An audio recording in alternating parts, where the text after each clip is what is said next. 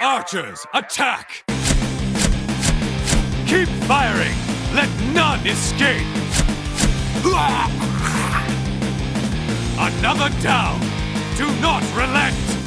Hey everybody, I'm Slidewhistle and I just carried home 48 cans of Diet Pepsi. Hello, it's your boy, Immunization. He only dropped 2 of them. And it's me, Aaron, Fire Mage Extraordinaire and Horde Punching Bag. May I ask, why did you have this massive amount of diet sodas? I also had a handle of Tito's and a tall boy chelada in my backpack for weight. So I went to the liquor store, and there's a street that I've never seen in my life. It's like an invisible street. There's so many fucking streets. It's like 2 minutes from my house. Anyway, liquor store there. I wanted to check it out. Pretty nice liquor store. Lots of good liqueurs and liquors. Lick 'em low, Lisas. But they didn't have any fucking diet. Diet's the best mixer. If you're not on that diet mix in life, get on it. 0 cal, and it makes the aspartame and shoots the liquor right into your blood. This is like a few years ago on TikTok. I saw this thing where this lady was using diet soda as a mixer compared to normal soda as a mixer, and I guess like it legitimately does make you drunker faster and longer. I don't know why exactly, but I guess it is a thing. It's the Splenda. It causes a splendid night. Yes, exactly. So anyway, they didn't have any diet. They just had like 2 things of Dr. Pepper and 2 things of Coke. And I was like, well, I mean, I'd rather just have the diet. It tastes better in mixed drinks. So I took my handle of Tito's and my Slim Jim that I ate at the counter and my chelada, and I went to the Walgreens. Normally I would get 2 liters, but they had a bunch of 12 packs of cans, and they said, buy 2, get 2 free. So I was like, well, wait a minute. You're telling me for like $22, $23, I can get 48 cans of Diet Pepsi? So I did. I grabbed it and I stacked them all in my hands. 4 of these bad boys, and I carried them home. And as I'm getting home, I see a shopping cart. I'm like, ooh, I can put these in that shopping cart and push the cart. The cart had like a bunch of trash in it that some homeless guy probably was using. And this slight hesitation of looking at this cart made me go, oh, am I holding these cans weird? And I looked down, and then the top 2 tumble out of my hands and onto the sidewalk, and one of the cans bursts open and sprays the sidewalks. And I lied. It wasn't 48 cans. It was 47, because one of them spilled in the sidewalk. Well, you know, damn cart. You got 2 for free for every 2, so that's just one of the free ones. Exactly. That's a net. We haven't lost anything in this transaction. And I got to drink a little bit out of it when I got home. It had like a little bit left, maybe like 1 ounce. The worst part was I went back to get the shopping cart. I just left 4 12 packs of Diet Pepsi in the middle of the sidewalk. People had to walk around. As I went to grab the cart, the wheels were locked because it was stolen from somewhere far away. So I couldn't even use the goddamn cart in the first place. And now we're in the studio. Now we're God, recording. What a resolution to your story. Speaking of resolutions to stories, it appears that Midnight's base epic has drawn to a close. It's come to an end. Yeah, I just finished it up before hopping into the studio here. Well, what are y'all's thoughts about did we talk about all of the individual pieces of the story leading up to this point? Was it just this last part that we haven't talked about? I do believe yes. Yes, we've gone bit by bit. We charged across the bridge, talked about the April on Quel'Thanos, and now it's April Fools is gone, all the fools left, and we were just left with interesting. It was like a wrap-up quest. There was a couple quest lines, but it also felt like it could have just been, hey, go meet by the March to Quel'Thanos entrance and turn it in. Let's get this thing done. Yeah, so before we actually made it to like the Darkwell area, the 2 quest lines were interesting though. For one of them, you go over and basically talk with Umbric and Romith, and basically the TLDR is that Umbric is allowed to reside in Silvermoon again, and he was given his old lab back. Okay, so I really like this a lot, but also, did you guys get the feeling that I got that they're gonna open up Void Elves to the Horde? Because I was like, they're gonna give them Void Elves? They're gonna give them. Because the implication is that not only is Umbric back in his lab, all of the Sindorai or the Reldorai are allowed to live here, which means we have a shared city, which means, it's already the same model anyways. Let's just say, now Blood Elves can look at the void and become Void Elves. So what are we getting out of this exchange? Jack shit, nothing. We'll probably get a Mani when they in not 0.5 in 0.1 when they're like, we've truly pledged ourselves to the forces of the Alliance or of Azeroth. They'll let us do it. The thing that nobody wants to talk about is that, like, if they're gonna fucking give Void Elves to the Hordes, we should get Nightborn then. That I feel like that's the fair trade, right? Oh, fuck. That's a really good trade, actually, but it's not going to happen, I don't think. And the main reason why I think this is super going to happen, because the Horde are pissed. Oh, why do Alliance get to have 2 different races for Demon Hunters and we only get to have 1? And Blizzard says something like, maybe more are coming, who knows? It's just going to be, see, haha, now everybody gets Void Elves. Yeah, you get to share them now, which is fun because, they have a different racial and you can use different hairs. But it's essentially just there's 2 Blood Elves. The Horde just has 2 different Blood Elves that can be Demon Hunters. Or just 2 different Blood Elves, period, now. Pretty much, because they are just the Alliance. So, maybe they won't. Maybe they won't even bother. But it's fine, we don't have to. But yeah, that was chill. It was just those 2 got a kiss, right? Those 2 need to get a room already. He was like, my Lumina, you saved it. And he was like, yeah, I knew it was really important to you, but it was really stinky, just like you. Yeah. It's like, oh, my calcinator, and it's still warm. And it's like, well, I couldn't let your research go to waste. It's like, he was curling his toes, kicking his feet on his bed, thinking about his purple boyfriend from back in college. No, like, quite literally, he was like, wow, you respect me and my research, you like me. It was an actual line. It's bar for bar what he said. Which is also, it's funny because it's like, haha, they're gay. But also, it's very surprising because I'll always go and say, Magister's Terrace, the entire first part of it is just Ramith being mean. Like, he really, really did not fuck with Umbric in any way. He was negging him. He knew what Umbric liked. He knew he teased him in college during this, and he knew it'd work again. Dozens of guys in an entire mech were thrown at Umbric to kill him. But it's like it's like, oh no, you don't understand. He's a yandere lover. He's being so coy.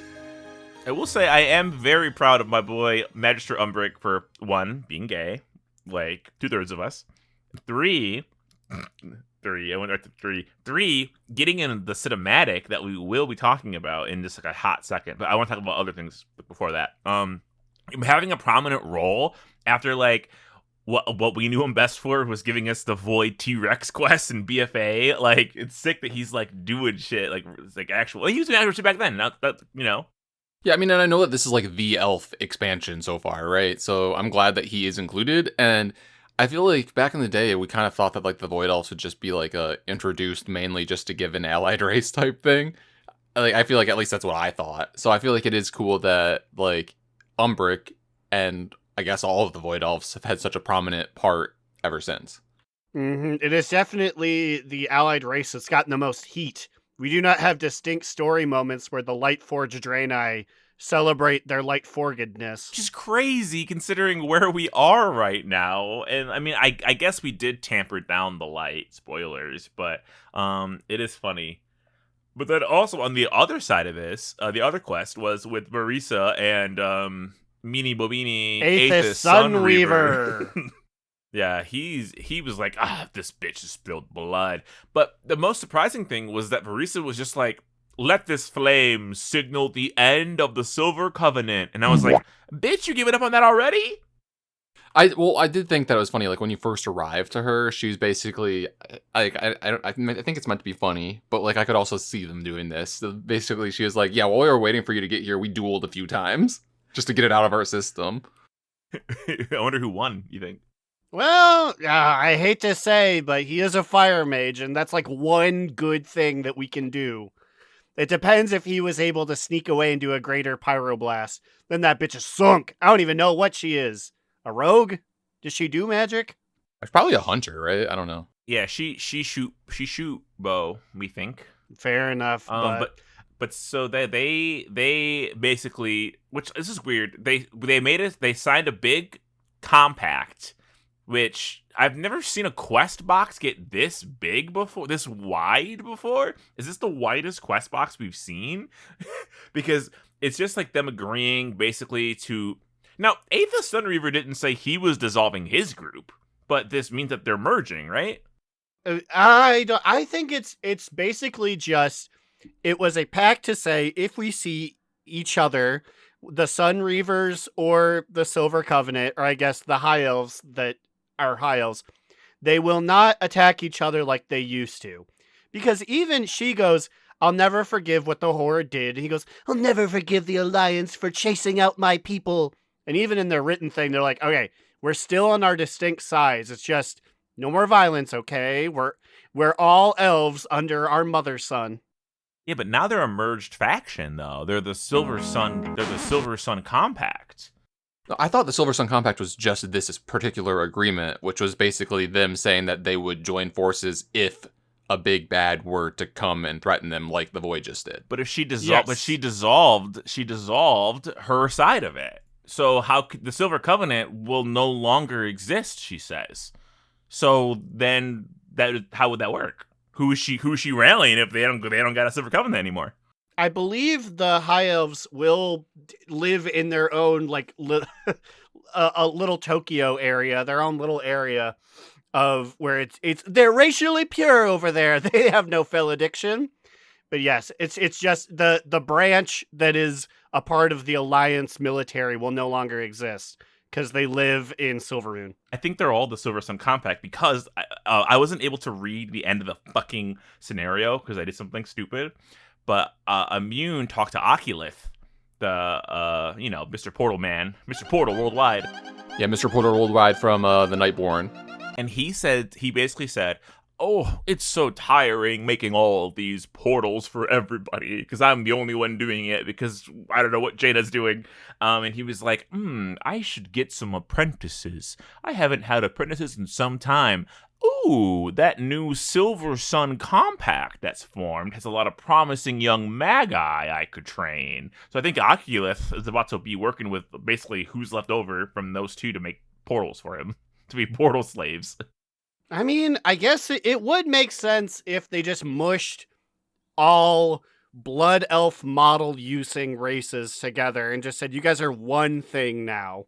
Like, Void Elves, you're so accepted, you're us. There's just, the Silver Sun Compact is everyone who lives in Silvermoon City, which makes sense for a hold each other's hand cohesive World of Warcraft world, but it makes me sad. I think it's happening because, as we're hurtling towards humongous war, it's giving me Fellowship of the Rings, where, like, everyone's, like, buddy-buddy and being friends, and then, like, people are gonna die, people are going to be, like, at odds with everything going on. I think we're about to get our shit rocked, because shit like this, like, all this unity, I feel like always precedes times of, like, horrible death and war. Well, and you figure it could work out because if you kill Verisa, it's like, oh my god, that's the leader of the Silver Covenant. But now if we're all one big group, it's like, well, you guys only really need one guy to lead. Like, we can pick off Umbric, we can pick off Aethys Sunweaver, because it's like, well, those are just two important people in the Silver Sun pickups. Not the Silver Sun pickups. So that happened. Basically, those two shook hands and did their thingy. I also liked how she the big document, the Silver Sun Compact, whatever, says in memory of Theramore, Dalaran, and the Sunwell. She was like, "You're gonna sign this, and you're gonna recognize Theramore dying. You Horde bastard." Well, I assume that the and Dalaran part is also like that Aethys put in there because it's of like the murdering of the Hordes there. I think it's because Dalaran blew up. It's for both. Yeah, I'd say it's for both. Because also she'd be sad because that's where her and her kiddos lived. But, he's still crying the blues that he and his other folks got found out. Oh no, you're mad at us? You found the rats in our ship. Oh, man. My purple boyfriend won't call me back. Yes, I will. Wait. He's got a purple boyfriend too. Is Umbra two-timing Rami mommy? Yes, Robbie, Dommy, mommy. Listen, it's just a poly relationship. It's not two-timing. No, if anything, their poly relationship would be with Dark Theer Draknir, or their third college roommate. We're gonna find him in the Shadowlands. He's gonna be like, so what are you guys, exclusive? I've been telling all the skeletons down here that we've been poly this whole time. So then we do that. Then we go to the 4 elf groups, because it's more than 4, and are like, hey, everybody, we need something to dunk in the Sunwell. What you got? Yeah, basically all the elves are coming from far and wide with their gifts to place into the dark well to purify it, I guess. Or like I feel like all of them besides what Umbric puts in are just like ceremonial. I would say all of them are coming, but the Night Elves, they really seem to be going. I don't know if I caught Chandris at an awkward time. She is about to step onto a boat to leave. And then I roll up like, Chandris, you gotta present something at the ceremony. And she's like, shit, fuck. Here's some silly billy water. Whoa, hey, slow the fuck down. If anything, what are you talking about? Thyrisova brought a goddamn 1 fruit. Well, no, but I'm saying it's funny that she was like next to the ship. It very much gave me, I thought it's probably they came back from Belemeth and they're like, oh, we have the water. But it seemed to me like they were like, oh, we did what we needed to do. Pack up the ancients. Get out of here. And it wasn't until I swooped by that they were like, oh, fuck, fine. I'll stay for the ceremony. He was like, here's my moonwell water. But what I love is that she was what we needed there. Chandris, she's a shady queen. I love her. Everybody else was like, oh, we're hunky-dory with this. She was like, I have stood by as the Sunwell has been corrupted and manipulated, and she has her fingers out by the Cinder Eye, by the Scourge, by the Burning Legion, and now the Void. Its waters originated from the Well of Eternity, which was our force, turned to destruction that had broke the world. The time has come that the Cinder Eye and all elves set aside these grand fonts of power. They corrupt, warp, and breed addictions to magic. I'm here to ensure the Blood Elves do the right thing and heal their well. I will not see it return to a well of power. We have brought waters from our moonwells, blessed by a loon, in the hope that this light might heal the damage. You know, it's not surprising to me that Chandris is this way, because if you think about it, she's raised by bad bitch, big booty Tyrande, and, you know, the sassiest Malfurion, so I feel like it is in the cards for her. I feel like she's more subtle with it. She's learned. She was like, I don't want these bitches complaining that we're mean to them again, so I'm just gonna kind of be a little bit mean and tell you this. Yeah, but I feel like she probably also says this to Hordes that talk to her, right? Oh, I'm sure, but I just thought it was funny that she's like, I'm gonna make sure they do the right goddamn thing. But like you said, yeah, waters from a moonwell is very powerful. What else do we have? We have the fruit that I grew to save Thorithroth people. And she's like, I brought my fruit. And Growlita had to be like, I remember you were chomping down on that thing like it was a pack of Oreos just like 6 years ago. We fucking saw you snorting up moon rocks off the goddamn ground looking for any kind of arcana you could before we grew this shit. Yeah, we grew this tree for you so you would have sustenance and not turn to crack drugs again. Like, and then the Silver Sun pickups with their blister in the sun. No, you frickin' doofus! Blister in the Sun is by Violent Femmes. Silver Sun pickup has Lazy Eye. You mixed up your Rock Band 2 high school memories. They just dunked Astarion's crown. They were just like, it just threw it in there. It doesn't even melt in there. That crown's just gonna sit at the bottom of the lake. Yeah, I thought it was so funny. Bruce was like, me and Aethys have decided, and I was like, first of all, didn't you give that crown back to the Blood Elves? So like, I don't know, did you get a say in this, Marisa? Really? That I mean, she even mentioned this. She's like, I know I just gave you this crown, but like, what if we threw it in the Dark Well together?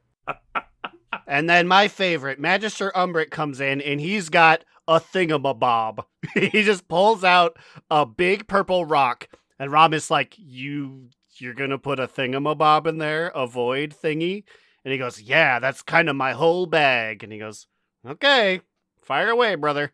Yeah, well, they're like stay a while and listen before you went into the cutscene was basically Umbric saying that it was some device that he calculated to like balance the void energies so that it wasn't like overpowering the well. I think what it does is it traps the void in the crystal. So like it pulls like a big chunk of the void out. I'm using out in quotations because obviously it's still in if the crystal was to break. But it boosts it in the crystal, and then there's less of it there because it's controlling it. And then because he was like, trust me, Ramath, this shard will regulate the void energies within the well. And Ramath goes, to allow the void to remain at all, your calculations have to be perfect. And Umbric winks at the camera and goes, well, it's a good thing you're looking over my shoulder, isn't it? So they're flirting up to the last second here. Yeah. And with that, and a beautiful dedication by Miss Sunwell herself, Lady Leandrin, she says, this will not be light, nor will it be dark. It is the Dawnwell. Which, I guess I didn't look into it as much because elves, but so this is just a font that exudes magic, like in parentheses, magic. No real specific kind. Well, I think they described it as kind of like a balance between, so it's not just purely light because that would like it's not. It's far less. I think it's like, is it actually a balance of void and light? Void, light. I mean, there was an arcane artifact in there. There was like a druidic magic artifact in there. So I think what it's doing is it's just tamping down the power of the Sunwell, because the Sunwell itself is like hella powerful. It's why everybody wants it. You know, they use it for like all their energies. They've been dipping artifacts in it since forever and creating stuff with it. And it's why everyone keeps trying to fucking destroy it or trying to use it as like a portal to summon themselves through. So this basically, my understanding is it makes it less powerful, and it makes it so now there's actually no more wells on Azeroth, because now that the Night Elves, the Nightborn Nightwell is gone, and the Sunwell is now the Dawnwell, which is like a way weaker version of the Sunwell. There's no more like energy pools to be pulled from, unless someone's sitting on a vial of the Moonwell energy still. Yeah, and then after the cutscene, there were some stay a while and listens that were kind of interesting. If you talk with Umbric and his boyfriend, they basically talk about how, you know, this is just the beginning because, you know, the Void Well, the Dark Well, Xal'atath basically beamed down all of her voidies into Azeroth, and they were like, oh, I wonder what they're after down there in the world soul, huh? Which is, you know, it's crazy because, like, I honestly didn't even really realize that Xal'atath went down into the well. But it makes sense when I watched the scene again. I was like, oh, she literally does shoot herself down into the Dark Well. So, like, wherever that goes, she, and apparently, what Umbric said, thousands upon thousands of hungering, devouring hosts went down into it. That's actually really scary to be like this huge army that we didn't even defeat. Like, we got trounced at the Void Spire, and we beat 2, like, bonus Jonases here at the Darkwell. They just left, and we don't know where they went. I know Xal'atath pulled this move a couple times, but, like, they left, and we don't know where they are, and we cannot follow them. I guess let's have a picnic and just try to not think about it. Yeah, because, like, Ramath was like, what do you mean, Umbric? And Umbric was like, he literally was like, are you serious? You did not see her and the forces go down into the center of the earth? And he was like, what could she possibly want at the center of Azeroth? And we're like, what do you fucking think, Ramath? Do you even know about Azeroth? The same thing that this whole thing has been circling back to, buddy. Come on. And then what were some of the other interesting ones? Like there was actually a pretty cool interaction between my dad Velen and Andy Baby and Farron. Yeah, there was a couple, and you know, this is what really pissed me off the most is that, so I came out of the cutscene, I got my mount, finished the quest line, and I look around and there's all these little bubbles to talk to, but I see people. I see bodies in the middle of the Dawnwell, corpses. I see people actively wading into it like it's a hot tub. And I'm like, well, I gotta see what's going on here. So I jump into the middle, and the borders of your screen get really fuzzy and get gold, and like big Z's appear above your head. Z. And then I get a loading screen, and I get teleported back to Silvermoon on this really weird floating platform with pillows. So then I fly back to the Dawnwell to, see my Silent listens. Everyone fucking left. There's nobody there anymore. I couldn't do any more Stay a While and listens. Yeah, so PSA here, after the cutscene, if you take your time to talk with everyone, or else they will be gone. So I got to live vicariously through Immune going through all the Stay a While and listens. There was the 3 of those, but there also were just people just like Alonce's file was like, I've never been allowed to be in here before. The light would burn my skin off, it burned my bones, and now that it's tampered down in a Dawnwell, I can be in here. There was a Tauren who was like, oh, that was scary. And then with Anduin and Velen is basically just Farron wanting to be introduced to Velen as Anduin's mentor, and then Anduin basically apologizing to Velen for having been a bad priest over the last X amount of time because he's fallen out of the ability to use the light. Their Stay a While and Listen was so long. It was literally 7 minutes. It felt like it was Velen had seven lines. Anduin had maybe 23 lines that he was voice acted through. Yeah, and one that I thought was really funny was Anduin was like, before when it was a Sunwell, I couldn't even hear myself think in here from the power of the light, and I was like, Anduin, you and I both, that thing was fucking loud. I get it. Then basically Velen was like, don't worry about it, Anduin. Every single future that I've foreseen for you, you're not idle for long. So just trying to be positive there for him. He's like, get in that spaceship and grow that beard. We want to see that comic Anduin come to life. Talked about Oculith already, who's saying he needs to get more mages to be taught. He basically how tired he was, which is so funny that it makes sense because he was saying that Silvermoon is so magical because the Sunwell that he wasn't able to do mass teleportations into there. But it's also kind of funny because I have seen this complaint that the Horde should have done more for the Sunwell, which is actually very true. Where were the orcs? Where were the trolls? Where were the goblins? Where was any other Horde race? That's one of their capital cities, right? Yeah, they just didn't bother coming up here because they're so just used to being able to not being able to load in there without loading screens, and it's not easy to get to. Yeah, they didn't know that there was a naval access. They didn't know that there was teleporters. They're like, we'll have to go through the Plague Lands, and that's so inconvenient. It's contested territory. But also, yeah, this was, and I guess we really didn't do too much. We lost a bunch of times until we distracted them enough that they went away. But this feels like a really major threat that was handled by very few people.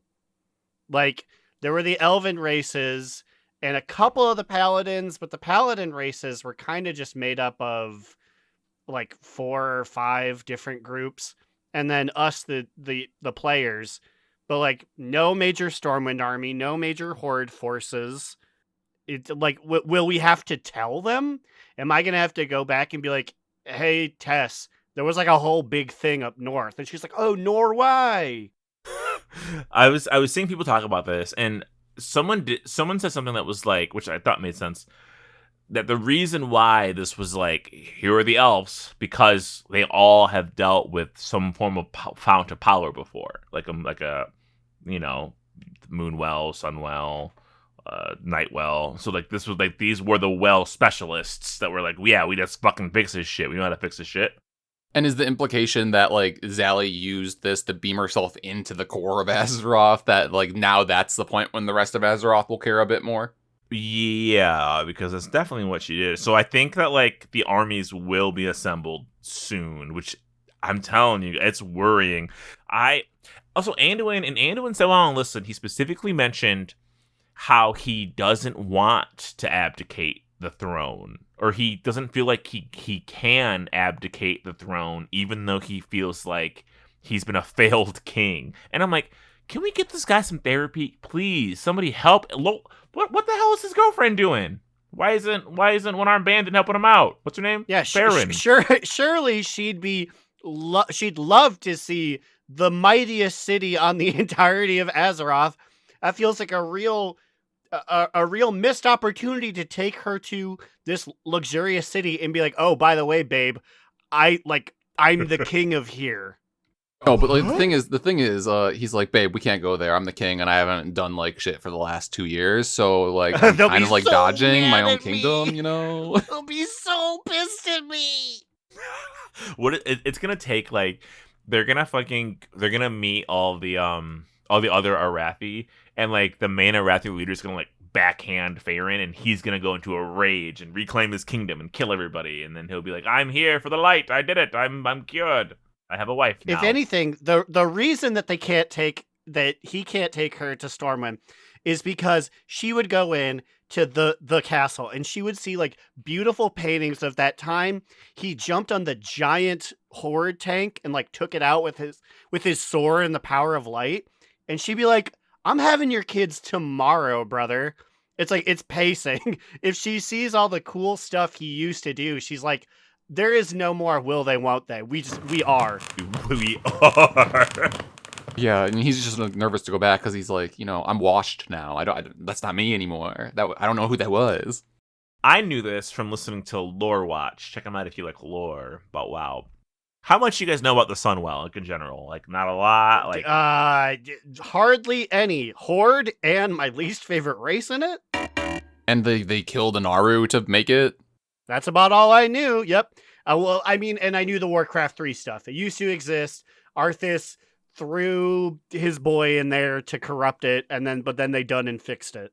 So the reason that the Sunwell originally existed was around 6,800 BDP before double penetration. The Highborn. What was that when Drakir and our two boys were in college together? That was the first instance in all of Azeroth that a man's holes were double filled. Using the power of the void. I guess it stands for before Dark Portal. I love that, actually. I think it's really funny. Anyway, a dude, Dathomir Sunstrider, stole a vial from the Well of Eternity in the Night Elf Fauna power, and he made his own Sunwell. Sure, whatever. Things happen. Did you know that at one point the Sunwell was a child? Yes, it was Avina, and what's-his-face was in love with it. Yeah. Did you know that the Sunwell was a human peon? When it was destroyed, it was reborn. Basically, a red dragon, I don't remember their name, which one it was, took what was left of the Sunwell essence and put it into a human child, or made a human child avatar out of it, like a evoker visage form. Wait. So then what happened to this child? Well, you should play the Burning Crusade, because I guess. Well, no, it was not specifically in the Burning Crusade. It was in, let me adjust my microphone because it's over on the other side here. It was featured in Warcraft, the Sunwell Trilogy, World of Warcraft's manga adaptation. But she was in the Fury of the Sunwell. Oh, she was? Yeah. Well, the story was in the manga. And essentially, I don't know, they threw some crud in it again. And it was like, we're going to make the evil will. And she, much like our Naru friend, was like, well, I'm going to go step on in it and make it good again. And then Grimmergosa, Grimmerghost, Caligos, was like, no, little girl, I love you. And she goes, you've got a lot of issues, man. I'm going to go. Yeah, I'm on her page. Avina Teague appeared to be a kind of beautiful human peasant girl from Terran Mill. Unbeknown to anyone, she was in fact not a human, but rather the remaining energies of the Sunwell transfigured into the form of a human avatar by the Red Dragon Corey Straws. Why is this fucking giving like fanfic written by somebody in middle school? Like when I'm happy, my eyes turn like gold, like the Sunwell. Caligos is my favorite guy, and he's in love with the Sunwell, but they can't be together because of a tragic incident. Also, I am the Sunwell. It really does read like a fanfic when you look at like her bio on the side. It says gender, female, races, human avatar, humanoid, affiliations, Quothalos, Lordaeron, as a girl, occupation, avatar of the Sunwell, Status sacrificed. It's so funny. Relatives, unnamed mother and father, rock illusions created by. What the hell does that mean? Anyway, so yeah, so it was a person, and then in Fury of the Sunwell, they tried to hide her. I guess Lothar knew the whole time and didn't want to tell Kael'thas and was like, I can't tell him. Oh, he'll take advantage of her. And then he told her, and I guess we did take advantage of her because he was teaming with the demons. Anyway, just there's a lot of history of the Sunwell that like we don't like as Alliance newer players in WoD like wouldn't know off the bat. Like I did spend a while reading the Sunwell today. I also was like, what power has the Sunwell given us exactly? And then I was like, oh, it's actually a lot. That's right. So all this back lore is also why the Night Elves are like, yeah, these dudes, like, we should have shut this shit down a long time ago. Is that why all of them feel that way? Yeah, basically, because they were pissed. They were like, this is bullshit. And that's why they were double mad at Illidan when he also tried to create a second bastard well out of another stolen vial. Something tells me there's going to be another vial out there that we're going to run into. It's going to be used to create, like, something worse. But yeah, it's interesting. I'm really curious to see where the Dawnwell takes us. Where this I'm telling you, this unity is bad. We ended Dragonflight with uniting the dragons. We're ending the first patch with uniting the elves. Like, we are gonna get our shit absolutely rocked by what's coming. Are we getting the fifth war? Maybe, but I think before we do that, you know what we're gonna have to do? We're gonna have to make the undead and Worgen hold hands. They're the last holdouts, I think, now. Well, I mean, we already did that. Like, we don't live in the same city, but we pretty much already are like pals. I want to see you guys pretty kiss. if you Open mouth kissing. that would be terrible on both accounts. They both have decrepit, nasty tongues, and we have so much mouth. We have so much tongue. You guys would be chewing with your kisses, I feel like. I'd have to put some guy's big, spiky mace head all the way down my throat. I'd have to suckle on some woman's Marge Simpson hair. Would you say that the hatred between Worgens and Forsaken is more so than like a human orc? Like, I guess Jaina kisses Thrall all the time, but I feel like you ask your average orc and your average human, they're still like, yeah, we're cool. We're willing to keep up the beef. I'm gonna be honest. Is there any Alliance race that fucks with orcs? No, I don't have to fuck with orcs. The orcs were raising down their forests for forever.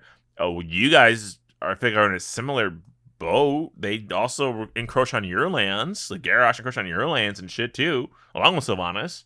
The Draenei absolutely hate the orcs. Their skulls were used to pave the ground of the Draenor of Outland.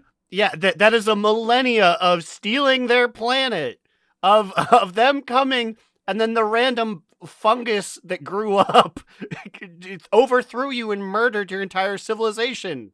Yeah, so I'm tempted to say that, yeah, most of the Alliance does not fuck with the orcs. Gnomes gotta hate orcs. Orcs don't like them.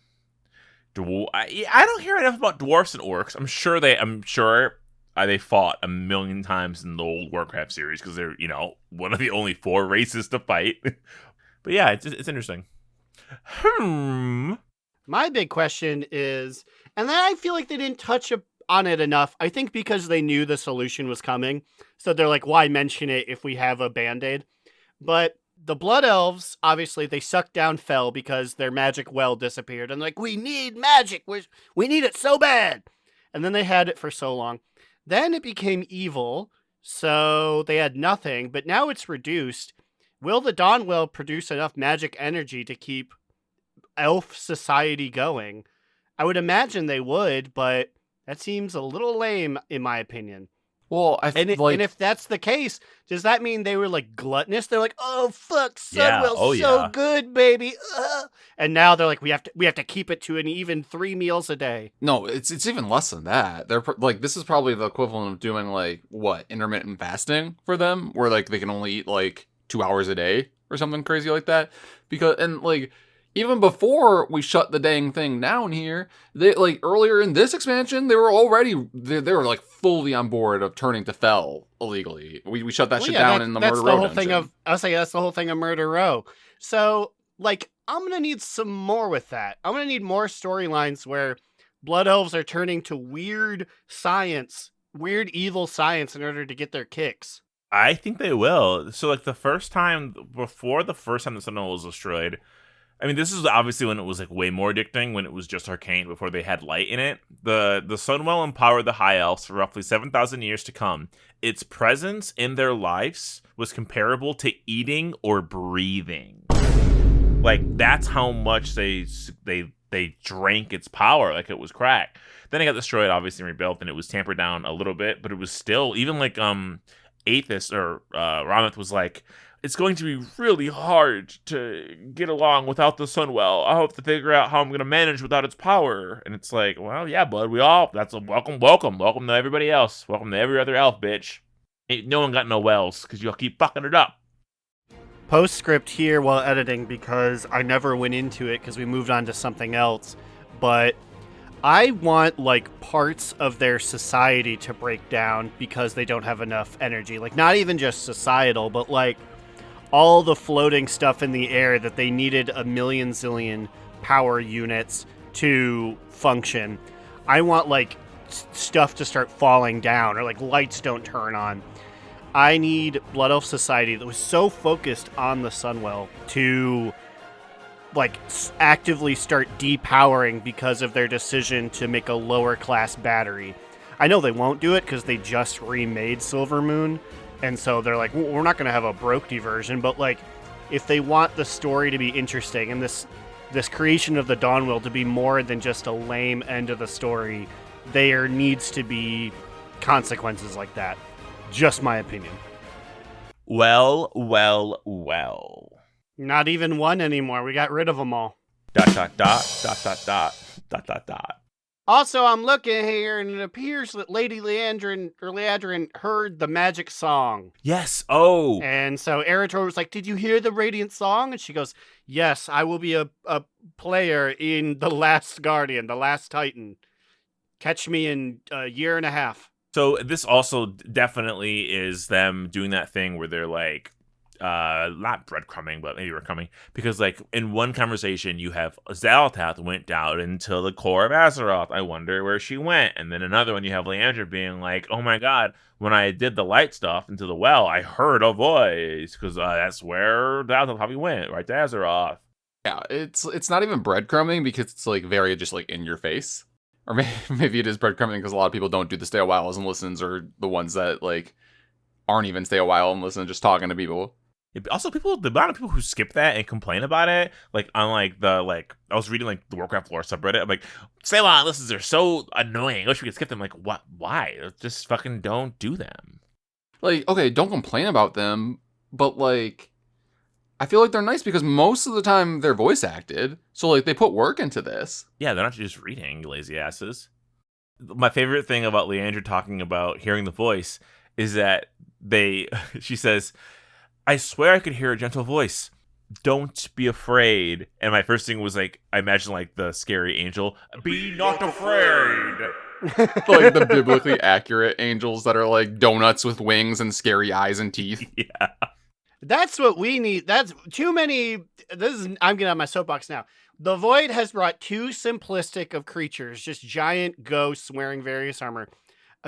Give me a new Void evil or a light evil creature that's just, like, frightening. I want to look at it during raid and go like, I would love Azeroth is just that, the spinny wheel eyeball, teeth winged biblical angel. People are claiming is not biblical angels now. I'm like, you can't rewrite history. That's what angels look like. It's fucking feather dinosaurs. It's like, sorry, brother, we had too much fun with it for too long. Your actual rereading of the text can't change what we like anymore. Also, we have to talk about the 0.5 release date, which I feel stupid for. We should have known it was going to be April 21st because there's been those fucking countdowns in the Voidspire at the... What's that event called? That event, like, Aaron, the weekly? Yeah, the weekly. What's it called? That I love. I think I talked about it once. Yeah, like Void Assault. You know what? I take my thing there and I do my weekly and then I leave. So I haven't seen this timer, but there's been a timer that's been going for, like, months. There's, like, a mob. There's, like, a dude who's, like, standing off to the side, and it's like this will complete in 29 days. And now it's at like 14 days, which is like basically whatever the lining up is for the 21st, or 12 days, I guess now. I don't do math. But yeah, so that basically lines up with the release date for it, which we're getting prop hunt, and deep sea angler fishing, and what is that again? That seems kind of cool. I remember someone talking about it in our Discord, which you can get to at donotrelenttpod.com. But donotrelentt.com. Oh my god, I said it wrong. Do not relent. Yeah, so in the blue post that they posted for the 12.0.5 patch, they describe the Abyss Anglers activity as dive deep into the shimmering waters off Zulamon's rugged coast where schools of exotic fish swarm just beneath the surface in a new repeatable event, Abyss Anglers. Team up to spear as many as you can and rack up points to unlock fishing rewards and upgrades to your dive gear, allowing you to venture deeper into the abyss where the greatest treasures await. Seek out depth diver Jeju to suit up and enter the depths, zip through whirlpools, catch creatures with your harpoon, and discover treasures amidst the underwater steam vents. Prove your mastery to earn dive equipment upgrades and cosmetics. I don't really know what to expect from this, and then they'd show a picture of like a player character and like, you know, like that T-Mog set that I think was in the trading post or whatever. That was like, you know, a diver's helmet and like gear. Then they have a harpoon and they're just like in a bunch of like seaweed underwater.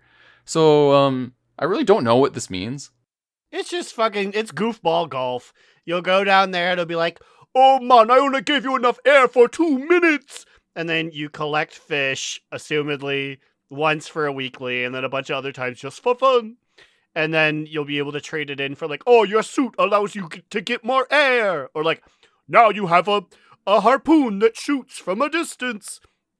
That's just fucking something to do. It's goofball golf. What I love about this goofball golf, though, is that there's going to be more incentives to do these goofball golf. I love this term, by the way. You can't tell until I'm saying it.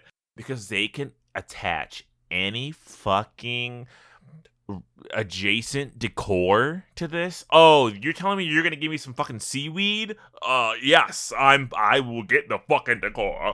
Please give me all of the fish in like Billy Bass mounted form. Yes. I would love that.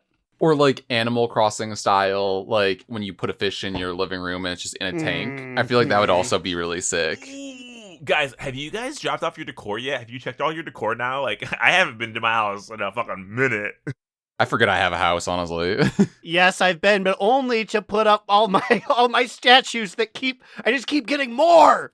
The prey hunts keep giving me more statues, and I just realized after putting up like my 30th that they double up. There is a hard and a nightmare version. Oh, so I'm gonna have to go and audit wait, them what do you because the other mean? day The color's different, or like the plinth that the holograms come out of is different. Oh, so how are you? I was just putting them around, and then the other day I put one down, and it was of like, Tink Master beat you up. And then I looked over at my shoulder, and I saw Tink Master beat you up, the same guy on the ground. I was like, it's the same one.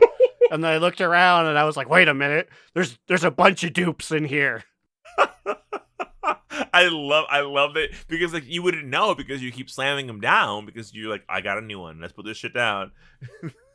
No, I do love the concept though. I think that is going to be the next thing I do in my house because like I upgraded my house because of all the stuff that we've been getting, all these new points I've gotten the next level. So I think I can make a new room now. I think then my next thing is I'm going to make a trophy room. I think that's what my next goal is. But yeah, and I don't mean to be a big stinky because I'll do all of these things. I will. But I'm looking at here, stave off void assaults, disrupt ritual sites, get a leg up with void forge. Just like more fighting purple guys. There's 3 separate events where I'm going to have to be fighting purple guys. Like, I get it. I'll do them for the clothes and the mount and the decor. But it's like, oh, it's the same activity, 3 different areas. Yeah, I know. And like you know it wouldn't be a point whatever patch if there wasn't X assaults, right? Like you'd miss it. You know you would, right? Of course. And at least one of these you're fighting Naga. So it's like, well, it's not like it's new, but it's visually different. I'm not fighting the same Dominar. This will be interesting too for like ethereal void fatigue, because like even like I personally I like that we are still fighting ethereals and that we're still fighting void, because this is going to be our goddamn enemy for a long time. But I have seen people as well, I think even Papa Cheese talk about it, we're fighting ethereals again, and I was like, well, I mean, like normally we go from like we're gonna fight blue angels to we're gonna fight red devils. Like it's so drastically different every time, and it's weird with this trilogy. It's like so cohesive that we're fighting the same thing that you're kind of like, oh my god, is this War Within? It's weird. It's like we're trained to be like, fuck this, and I'm like, oh, ethereals, and I'm like, oh wait, maybe I can. I think it's also a thing where they're like we're fighting the ethereals, but then we're also fighting the void, and like the Dominar and those creatures. They're all like various shades of purple. I feel like if the thing is like if the ethereals were like light green instead, then like it visually wouldn't all be the same. You know what I'm saying? Yeah, I'm not gonna lie. I'm in the former. Well, Xal'atath's down there fucking around underground. I'm gonna need her to pour her magic into rocks or something, or infect at least visually different looking creatures. If she comes at me like, you're going to fight blueberries and a theory, although I don't know, I could see with Zalatar's or Salad Bar's death, I could see the ethereals being like, we ran out. There's no more. You only got one tribe of us, and you done killed all of us. You know, what we mentioned earlier on the show, it is kind of funny because, like, we have no idea where Xal'atath went, even though she literally beamed herself into the center of the earth, and, like, that's been the whole thing, where it's like, oh, you know, Azeroth, the center of the earth, like, quite literally 10 years ago, when, like, a giant sword stabbed into the earth and Azerite started bleeding up. It's like, come on, guys, like, think a little bit. Like, leaders of Azeroth, if we, the player characters, can think about this, what are you guys doing? But then they're like, oh, you know, we have no idea what we could be doing. Let's play Prop Hunt in Silvermoon. Yes, we're having the time of our lives. You know what it's giving? It's giving at when Darth Vader died, everybody celebrated, and like at Naboo, we did it. Little did we know, Palpatine 2 was brewing underneath the earth. You know, and it's crazy that Blizzard also refers to that. They said, get ready for patch 12.0.5. It's Warcraft's Nub ceremony. Nub. The dance they do at the end of episode 6. Also, prediction. And I'm basing this off of a conversation I had with the Hacky during Raid. Oh my god, we talking about Raid. Oh my god, we're at 53 minutes. Wow. You see what happens when we talk about things that we time went by so fucking quick. Holy shit. When WoW gives us lore things we're excited to talk about, like an episode disappears. I was talking with Hacky he was talking about the light bloom. He was like, what's happening with that? Like, what's going on? And I was like, honestly, that's a very good point, because like we're getting very, very void centered here. Meanwhile, we literally have a light bloom crisis that's like what is it? Your roommate made a song, Ready to Burst. This is Ready to Burst. Shut up, Charlie Gold. Oh, Stream Ready to Burst by Charlie Gold on Spotify, everybody. It's a really good song. Anyway, I think to go back to the visual element thing of how we're facing all the void stuff, the light bloom is about to fucking pop up. And maybe in the 0.1 patch, like while we're like busy trying to figure out where Zally went, bam. Light blooms have sprouted all across Azeroth, or even all across where we are right now. We have to go stop them, and we're going to get visually opposite striking creatures, light stuff, to fight. This is my Babe Ruth. I'm holding my bat to the stands here. With us going underground, I'm going to guess that we're going to have to go under deep to the roots of the light bloom to kill Bloomius, the heart of the infestation.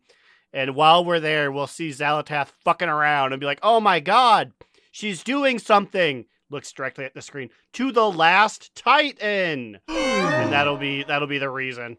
She'll be like, where I'm at is really cold. You could say that there's permafrost on the ground. And it's like, oh my god, that's in North End. We need to get there immediately. Oh, right, because we do know we're going the north. I keep forgetting that part. Oh, Oh, I haven't factored that into like anything that I'm thinking about because we know we're going there in the last Titan, right? But do you think we're gonna go there any like a little sooner? Like we're some like breadcrumbs? Well, I guess I could see if they do. Well, okay, first off, my main worry is that like people said that like Harndar was like scratched like from like last expansion, and that they just kind of threw it in here is what some people were thinking. But like I could see it ending its story culminating with the Light Bloom stuff as like the next tier or something here before we then go into stories that then bring us more towards Ice Crown. Yeah, I can see that. I would love. I can't wait till one day somebody writes a book about like this era of like what the plannings were because like I have seen that theory a lot, and it does make the war within. Like it does make so much sense that Harandar would be like a zone in the first one, but then it's also like maybe it never was. Like because now Zaldath's going within the. We're always going within Azeroth by this point. And maybe that's why they just decided to make it a trilogy because they're like, we really don't know like how to tie all these things like within one expansion. So it's like, let's just like kind of have them all of our stories cooked together at the same time concurrently. And, we'll wrap it together like in 3 expansions. And if something bleeds between the first one and the second one, that's fine. Between the second one and the third one, that's fine. I will say so far, I'm feeling Midnight. I think that this trilogy has been a really refreshing breath of air, and I think it beats the piss out of Dragonflight. And like, it's not really a complaint. Maybe it is. Some people might say it's a downside. But like, I feel like the transition from War Within into Midnight, it kind of feels like the same expansion in a way, in sometimes because like we're facing some of the same enemies. Like aesthetically, some of the things we're facing are the same. It's some like I'm like where it blurs between them, but like that's the point because it's like a trilogy, I guess. Because like there's been times when I go back to Dornogal to like buy a PvP set or something, and I'm like, oh my god, War Within was the last expansion. Not in my head it's Dragonflight. In my head, Dragonflight is still the last expansion because that's how much they're blurring together. It's experimental, and so far I'm on board. We'll see how I feel in the next patch, if it's old hat, if I'm feeling it feels contrived, but yeah, I don't know.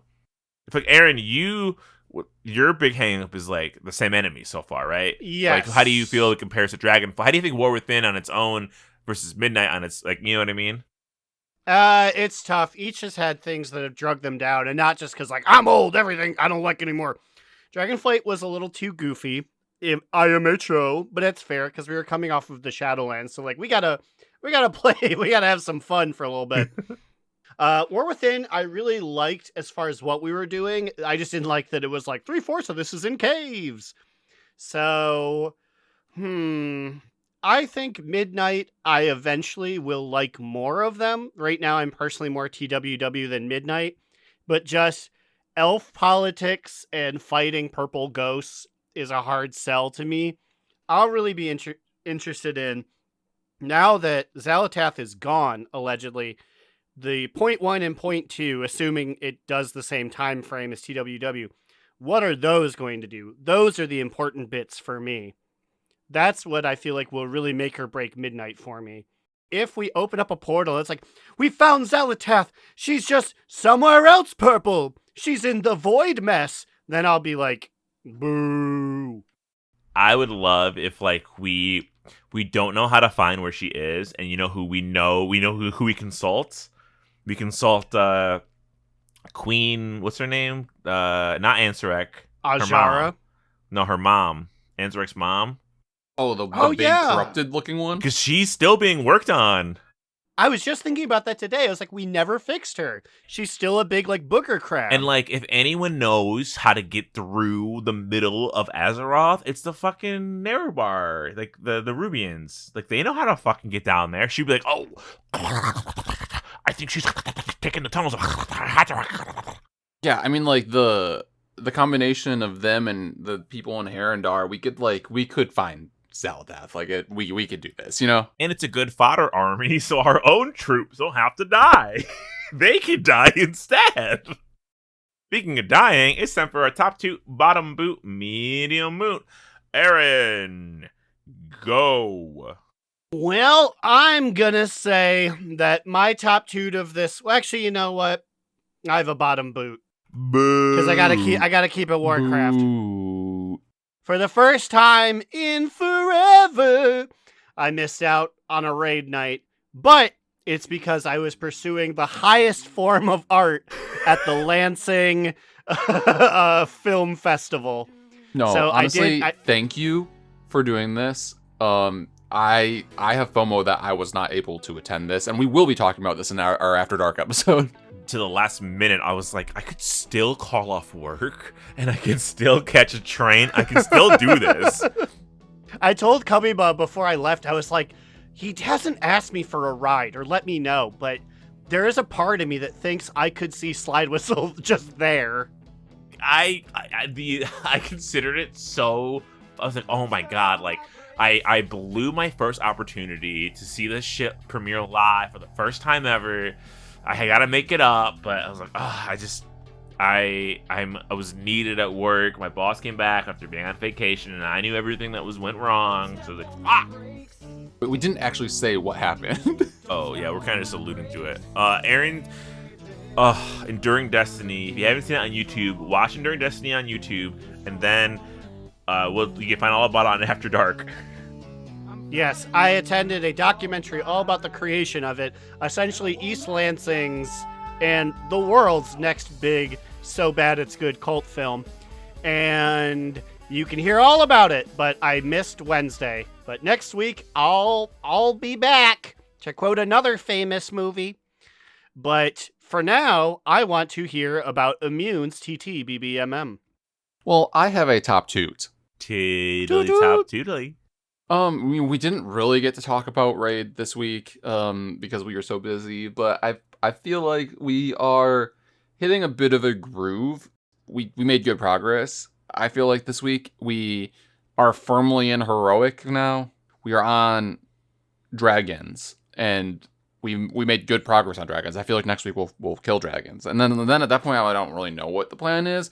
Do you think we dip back to like out of this sort to one of the other raids? I think we're gonna do our first ever tag team top toot here, but mine's actually a bottom boot. Or sorry, mine's actually a medium moot. So our first ever tag team TT M.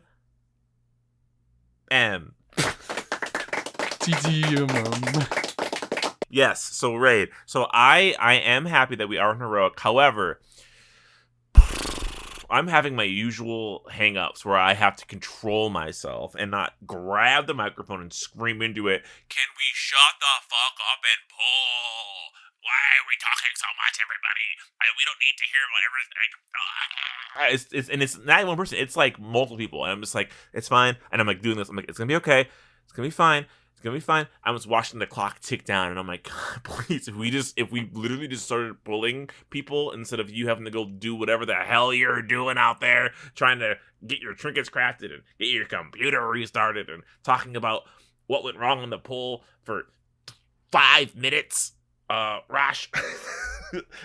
But he is healing his little ass off, I will say. And he's scooping up all the trinkets because no other healers were rolling on the trinket. So he's got like 2 S tier trinkets. He was healing. So we tried to do heroic chimeras. And I knew it'd be bad because I've been pugging it and like it took me forever to get a kill on it. It's hard. It's a hard fight. But what I really like is that we have so many ways we can go each week. It's kind of refreshing that I'm almost like, we're not going to be able to do everything in these 2 days ever, because like, you know, we have a lot to do and we're like a little slow, and you know, sometimes we take a little problems, but it's crazy. Well, we'll get there because like we were able to just full clear all of Voidspire on normal real quick, like before break even. Oh yeah, but that's like I don't know when we're gonna get into heroic Laura. Like, when do you even foresee us killing heroic Laura? You know what's crazy? You know what I'm seeing? People online on Reddit are saying that their guilds, instead of doing heroic Laura and heroic Even heroic fucking bird boss in April on Quel'Thanos. Instead, they're doing mythic chimeras, and they're doing mythic the first 2 or 3 on Voidspire because it's easier than heroic Laura. Well, I don't know if that's the case for us. With like the number of raiders we have, I don't think that that's really a thing that we can do. No, it definitely isn't. But like, it's almost like if we could get a group together to do it, then maybe. Which also, you know what's crazy to me? This is also about a medium mute. I could pug mythic chimeras. Well, I don't think it's open yet to pug. I think that opens up after Hall of Fame closes. I think that's how it works. Because normally the problem with raiding a mythic raid is you get locked out. If like, I killed the first boss, now I can't join any other group. But with a single boss raid, I can join infinite mythic chimeras groups, and if they don't kill the boss, they disband, and I go for the next one. So that this one boss raid shit, please keep this. Just throw it in every once. I love it. I love it. Any more of your top 2 that I kind of talk a lot about medium mute? Yeah, any more of your rating top 2? No, it's fine. I was also like intoxicated during raids, so maybe it was like a little less of an issue for me that it took so long in between everything. Or maybe I've just like gotten to the point in my life where I'm like, I know that our guild just takes forever to do everything, so it just doesn't bother me. I want to practice our rotation. I feel like I don't think that Demon Hunter man is kidding. Mr. Neckbeard isn't kidding when he says Devour Demon Hunter is the most complicated spec, because I like my it changes so much day to day depending on how tired I am, how intoxicated I am. If I'm like, oh my god, why are my numbers so low? It's like, oh, I pressed IUM at the wrong time. Oh my god, it was a bug. I'll save it for next week. I'm so mad about it. Aaron, what are our patrons' names? Well, thank you for asking. Their names are Ahoy Vince, Azarin, Digital Dave, asking Growlina to say, for the Horde. Miskit the Orchidee Orc, Crucifix, Alternator, Chris M, Saracen Hawk, Justin, give me back my PhD, Arcane, Remy. Every time I hear Chiodos, I get a full boner. And I wanted to hop off the bike before I poked you in the back. Kick Puncher, Sugar Bear. Time is money, friend. Dr. Foster, Grumpy Old Shaman, Jerome, Ali, Adorno, Gershom. If you want pretty house, why you play ugly faction? Wooly, Void Elves rule, Slide rules. Duff the Horde Pooper Cooper, Calcus. What are these birds doing here? Cilantro, Alex A, Vanderlyle. Have a nice day! And Will, aka Tire, Trade Chat's fallen father. You can join those kissable patrons over at patreon.com/do not relent. You can hear all about Enduring Destiny and its documentary about how it was made. First feature. Guys, I'm not kidding. This is not a joke. You should really look up Enduring Destiny on YouTube if you have like 90 minutes of your life to spare. You won't regret it. Unless you hate bad movies, then you will regret it. But if you can appreciate, you'll love. Trust in the Thrash Man. What about you guys? Where can they find you on the internet? Well, you can find me, Alex, or Immunization on Twitter at New Era Alex, or on Blue Sky at Immunization. You can find me, Aaron the Human, at thebigacheesy on twitters.com, or watch me play Vigigrams at twitch.tv/AaronDNR. All right, that's the train leaving the station, everybody. Oh, God. We'll see you guys next week or this weekend if you're an After Dark listener. $5 make ya holla with laughter or shock at our stories. You might be grossed out. You might be horrified. Or wink horrified. W. And remember, Another down! Do not relent! Do Not Relent is a podcast within the 3HNC network, representing U.S. Proudmoore's premier podcasts. That was a very good wish.